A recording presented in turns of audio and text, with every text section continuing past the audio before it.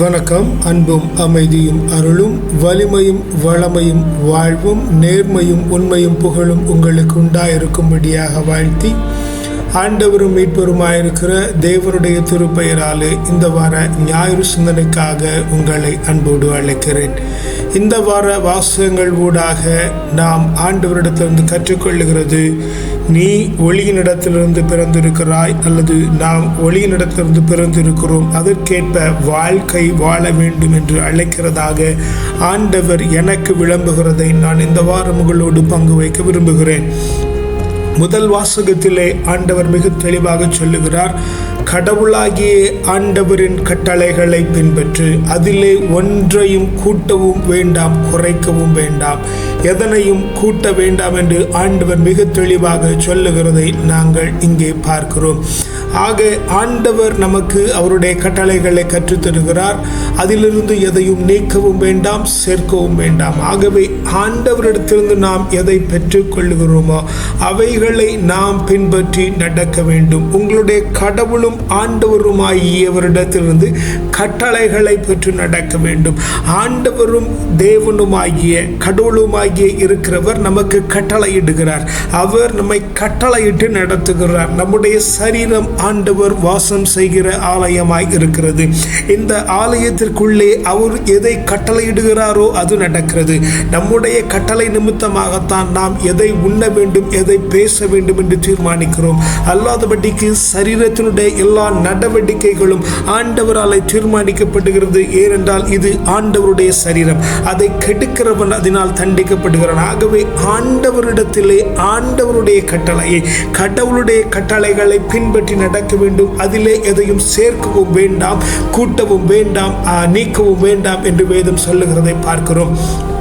இரண்டாம் வாசகத்திலே திருப்பாடல் வழியாக ஆண்டவர் நமக்கு சொல்லித் தருகிற காரியம், நாம் மாசற்றோராய் நடக்க வேண்டும். ஆண்டவருடைய கட்டளைகளை எவன் பின்பற்றி நடக்கிறானோ அவன் மாசற்றோராய் இருக்கிறான் என்கிறதைத்தான் ஆண்டவர் இந்த இடத்திலே திருப்பாடல் 15 வழியாக நமக்கு உணர்த்தி தருகிறார். இன்னார் நேரியவற்றை செய்கின்றவர், மாசற்றோராய் நடப்போர் நேரியவைகளை செய்கிறார்கள், உளமாற உண்மை பேசுவர், யாருக்கும் பயந்து அவர்கள் பேசுகிறது இல்லை, தம் நாவினாலே ஒரு காலத்திலும் புறங்கூறார் என்று ஆண்டவர் இந்த இடத்தில் நமக்கு சொல்லித் தருகிறார். தம்முடைய தோழருக்கு ஒரு காலும் அவர் தீங்கிழைக்கிறது இல்லை, அவர் அடுத்தவரை பழித்துரைக்கிறது இல்லை, நெறி தவறி நடக்கிறவர்களை இழிவாக கருதுகிறவர்களாய் இருப்பார்கள். ஆண்டவருக்கு அஞ்சுவோரை உயர்வாய் மதிக்கிறவர்களாய் நேர்மையான மனதுடையோர் இருப்பார். அப்படி இருக்கிறதினாலே அவர்கள் தங்களுடைய பணத்தை வட்டிக்கு கொடுக்கிறதில்லை, அநியாய வட்டிக்கு கொடுக்கிறதில்லை, மாசற்றோருக்கு எதிராய் கையூட்டு பெறுகிறதும் இல்லை, கையூட்டு கொடுக்கிறதும் இல்லை. இவ்வாறு நடப்போரை ஆண்டவருடைய திருச்சன்னதியில் என்றென்றும் நிலைத்திருக்கிறார்கள் என்கிற காரியத்தை நாம் திருப்பாடல் வழியாக கற்றுக்கொள்கிறோம். ஆண்டவர் இந்த இடத்திலே மாசற்றோராய் நமக்கு நடக்க சொல்லித் தருகிற காரியம், நான் நேர்மையுள்ளவர்களாய் இருக்க வேண்டும், உண்மை உள்ளவர்களாய் இருக்க வேண்டும், சத்தியத்தின் பாதையிலே நடக்க வேண்டும். நேர்மையான காரியங்கள் எதுவோ அதையே நாம் செய்கிற பொழுது நாம் ஆண்டவரிடத்திலிருந்து பிறந்தவர்களாய் இருக்கிறோம். ஒளியா இருக்கிற தேவனிடத்திலிருந்து நாம் பிறந்தவர்களாய் இருக்கிறோம். ஆகவே மாசற்றோராய் இருக்கிறது நிமித்தமாக, உண்மை பேசுகிறவர்களாய் இருக்கிறது நிமித்தமாக, தைரியமாய் உண்மையை பேசுகிறவர்களாய் இருக்கிறது நிமித்தமாக, ஆண்டவருக்கு உகந்த காரியங்களை, ஆண்டவருக்கு பிரியமான காரியங்களை, ஆண்டவருக்கு ஏற்ப காரியங்களை நாம் செய்கிறோம். அதனாலே நாம் ஒளியினிடத்திலிருந்து பிறந்தவர்களாய் இருக்கிறோம் என்கிறதனை இந்த வாசகத்தின் மூலமாக நாம் உணர்ந்து கொள்ளுகிறோம். இரண்டாவது வாசகத்தின் வழியாக தூய யாக்கோபு எழுதிய இந்த திருமுகத்திலே நாம் கற்றுக்கொள்ளுகிற காரியம், நல்ல கொடைகள் அனைத்தும் நிறைவான வரமெல்லாம் அனைத்தும் ஒளியின் பிறப்பிடமாகிய விண்ணகத்தின் தந்தையிடமிருந்தே வருகிறது. இந்த உலகத்திலே எதெல்லாம் நன்மைகளாய் இருக்கிறதோ, இந்த உலகத்திலே எவைகளெல்லாம் நன்மைகளாய் இருக்கிறதோ அவைகளெல்லாம் ஒளியின் பிதாவாகிய, வெளிச்சத்தின் பிதாவாகிய தேவனிடத்திலிருந்தே அவைகள் கடந்து வருகிறது. ஆக பிதாவினிடத்திலிருந்து கடந்து வருகிற எல்லாமே நன்மைகளாய் இருக்கிறது, நல்லதாய் இருக்கிறது. மனிதனும் இதிலே படைக்கப்பட்ட எல்லா உயிரினங்களும் பிறக்கும் பொழுது நன்மைகளாய் இருக்கிறது. அது தேவனால் முடிவெடுக்கப்பட்டு தேவனால் தீர்க்கமாய் தீர்மானிக்கப்பட்டு இந்த உலகத்திலே உயிர் கொள்கிறோம். இந்த உலகத்திலே உயிர் கொள்கிற நாம் தேவனிடத்திலிருந்து நன்மையாகவே வருகிறோம், நன்மைக்காகவே வருகிறோம். ஆக தேவனிடத்திலிருந்து பிறந்திருக்கிற நாம் ஏற்கனவே வாசகத்திலே வாசிக்கப்பட்டபடி அவருடைய கட்டளைகளை பின்பற்ற வேண்டும். அவருடைய கட்டளைகளை பின்பற்றுகிறது என்றால் நேர்மையாகவும் உண்மையாகவும் சத்தியமாகவும் அடுத்தவரை வஞ்சிக்காமலும் புறங்கூறாமலும் இருக்கிறது என்கிறதனை ஆண்டவர் இந்த நாளின் வாசகங்களூடாக மிக தெளிவாக நமக்கு சொல்லித் தருகிறார்.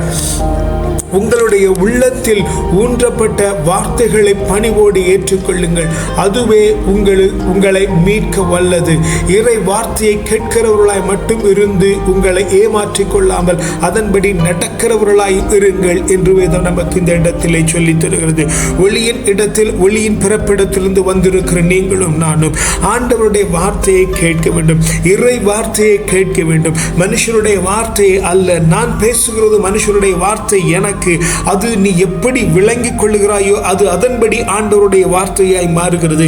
ஆண்டவருடைய பிரசன்னத்திலிருந்து இந்த வார்த்தையை கேட்போம் என்று சொன்னால் இது இறைவன் விளங்கினது என்று நம்ம புரிந்து கொள்வோம் என்று சொன்னால் அது இறை வார்த்தையாய் மாறுகிறது. மனுஷனிடத்திலிருந்து கேட்கப்படுகிற ஒவ்வொரு வார்த்தைகளும் தேவன் அவனுக்குள் இருந்து ஆவியாய் பேசுகிறார். அது எனக்கு பேசப்பட்டது என்று சொன்னால் இறை வார்த்தையாய் எடுத்துக்கொள்ள வேண்டும். அது எனக்கு பேசப்படாதது எனில் மனித வார்த்தை என்று தள்ளிவிட்டு போக வேண்டும். ஆக கொடுக்கப்பட்ட ஒவ்வொரு இறை வார்த்தைகளையும் நாம் கேட்கிறவர்களாய் மட்டும் இராமல், பிரசங்கங்களை கேட்கிறவர்களாய் இராமல், பிரசங்கங்களில் நடக்கிறவர்களாய் இருக்க வேண்டும். இறை வார்த்தையில் எது நமக்கு செய்ய வேண்டும் என்று விளங்கப்பட்டு இருக்கிறதோ, இறை வார்த்தையின் ஊடாக நாம் எதை உணர்த்தப்படுகிறோமோ அதை நாம் செய்கிறவர்களாய் இருக்க வேண்டும். ஒருமனை கேட்டு போகாமல் அதை செய்கிறவர்களாய் இருக்க வேண்டும். இப்படி செய்கிறவர்களை தந்தையாம் கடவுளின் பார்வையில் தூய்மையானதும் மாசற்றதுமான சமய வாழ்வு உண்டாயிருக்கிறது. அவர்கள் துன்பம் அனைத்தையும் அவர்கள் தாங்கிக் கொள்ளுகிறார்கள். இந்த உலகத்திலே கரைபடாதவர்களாய் அவர்கள் இருக்கிறார்கள். இந்த உலகத்தின் காரியங்களில் அவர்கள் கரைபடாமல் மாசற்றோராய் இருந்து ஆண்டவருடைய கட்டளைகளை பின்பற்றி உண்மையாகவும் சத்தியமாகவும் நடந்து இந்த உலகத்தின் பார்வைக்கு அவர்கள் பொல்லாதவர்களாய் தோன்றினாலும் தேவனுடைய பார்வைக்கு மிகவும் மேன்மையானவர்களாய் அவர்கள் மாறி அவரிடத்திலே ஒளியின் இடத்திலே பிறந்தவர்களாய் அவர்கள் இருக்கிறார்கள் என்கிற காரியத்தை நாம் இரண்டாவது வாசகத்தின் வழியாக உணர்ந்து கொள்கிறோம்.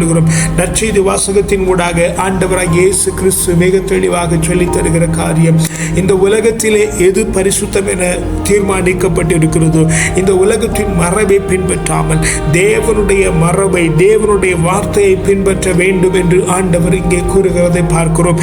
இந்த சம்பவம் நமக்கு மிகவும் பரிச்சயமான சம்பவம் தான். இந்த சம்பவத்திலே இயேசுவுடைய சீடர்கள் மூதாதையருடைய வழக்கப்படி நடக்கவில்லை என்று குற்றம் சாட்டப்படுகிற பொழுது ஆண்டவர் மரபை தாண்டி மரபிற்கு ஊடாய் என்ன இருக்கிறது, ஏன் இந்த மரபு உண்டாயிற்று என்கிற காரியத்தை ஆண்டவர் விளக்கி கூறுகிறதை பார்க்கிறோம். ஆக ஆண்டவர் மிக தெளிவாக இந்த இடத்திலே சொல்லுகிற காரியம், எல்லாரும் கைகளை கழுவி விட்டு தான் உண்ண வேண்டும், அதனாலே உடல் சுத்தமாய் இருக்கும் என்று சொல்லுகிறார்கள். ஆனால் ஆண்டவருடைய வார்த்தையின்படி மனுஷனை சுத்தமாக்குறது வார்த்தை அவனுடைய வாயில் ஊடாக போகிற உணவு அல்ல என்று ஆண்டவர் மரபை தாண்டி சத்தியம் எதுவோ அதை முன்வைக்கிறதை பார்க்கிறோம். ஆக ஆண்டவரிடத்திலிருந்து நாம் கற்றுக்கொள்ளுகிற இந்த நாளிலே காரியம், மனித தருகிற மரபை நாம் தூக்கி வைக்கத்தான் வேண்டும். மனிதனுடைய மரபை நாம் பின்பற்ற முடியாது. ஏனெனில் அது இந்த உலகத்திற்கான படிப்பினை, இந்த உலகத்திலிருந்து வருகிறது அல்ல நம்முடைய படிப்பினை. நம்முடைய படிப்பினை ஒளியினிடத்திலிருந்து வருகிறது. நாம் ஒளியினிடத்திலிருந்து வந்திருக்கிறோம். ஒளியாகிய இறைவனிடத்திலிருந்து நாம் பிறந்திருக்கிறோம். இந்த உலகம் ஒளியினாலே உண்டாயிருக்கிறது. ஆண்டவர் ஒளியாய் இருக்கிறார். அவர் இந்த உலகத்தை உண்டு பண்ணி இருக்கிறார். இந்த உலகத்தை அவருடைய நன்மைக்காகவே உண்டாயிருக்கிறார். ஆகவே இந்த உலகத்தினுடைய காரியங்களை பின்பற்றாமல் இந்த உலகம் எதற்காக ஏற்படுத்தப்பட்டதோ அங்கே இருந்து எது வருகிறதோ அவைகளின்படி நடக்க வேண்டும் என்கிறதைத்தான் ஆண்டவர் இந்த நாளிலே நமக்கு சொல்லுகிறார். அதனாலே தான் நாம், நீ ஒளியினிடத்தில் பிறந்திருக்கிறாய், நாம் ஒளியினிடத்திலிருந்து பிறந்திருக்கிறோம், அந்த ஒளிக்கு ஏற்ற வாழ்க்கை நாம் வாழ வேண்டும் என்கிற காரியத்தை நாம் இந்த நாளிலே உணர்கிறோம். ஆக நிறைவாக ஆண்டவருடைய கட்டளைகளை பின்பற்றி நடக்கிறதினாலே நாம் ஒளியின் பிள்ளைகள் என அறியப்படுகிறோம். மாசற்றோராய் நடக்கிறது நிமித்தமாக உண்மையாய் சத்தியமாய் நேர்மையாய் நடக்கிறதினாலே நாம் ஒளியினிடத்திலிருந்து பிறந்தவர்களாய் இருக்கிறோம். ஒளியினிடத்திலிருந்து பிறந்தவர்கள் எல்லோரும் நன்மைகளாய் இருக்கிறதினாலே நாம் செய்கிற அனைத்தும் நன்மைக்கு ஏதுவாக நாம் செய்கிறதினாலே நாம் ஒளியின் பிள்ளைகள் என அறியப்படுகிறோம். இந்த உலகத்தின் மரபை, மண்ணின் மரபை, மனிதனுடைய மரபை மாற்றி தேவனுடைய இறை வார்த்தையை கேட்டு அதன்படி நடக்கிறவர்களாய் நாம் மாறுகிற பொழுது நாம் ஒளியினிடத்திலிருந்து பிறந்தவர்களாய் இருக்கிறோம் என்கிற காரியத்தை இந்த வார வாசகத்தின் ஊடாக நாம் உணர்ந்து கொள்கிறோம். அப்பா பிதாவே, நல்ல நாளிலும் ஆண்டவரே இந்த நல்ல வசனத்தை தேவரீர் எங்களுக்கு தந்திருக்கிறதினாலே உமக்கு நன்றி சொல்லுகிறோம். ஆண்டவரே, இந்த நாளின் வாசகங்கள் ஊடாக தேவரீர் எங்களை நாங்கள் ஒளியின் பிள்ளைகளாக இருக்கிறோம் என்று உணர்த்தினதினாலே நன்றி ஆண்டவரே. அப்பா, ஆண்டவரின் கட்டளைகளை, கடவுளின் கட்டளைகளை நாங்கள் கடைபிடிக்க தயாராக இருந்தாலும் ஆண்டவரே, எங்களுக்குள்ளே வருகிற எல்லா தடைகளையும் நீங்கள் பார்க்கிறீங்க ஆண்டவரே.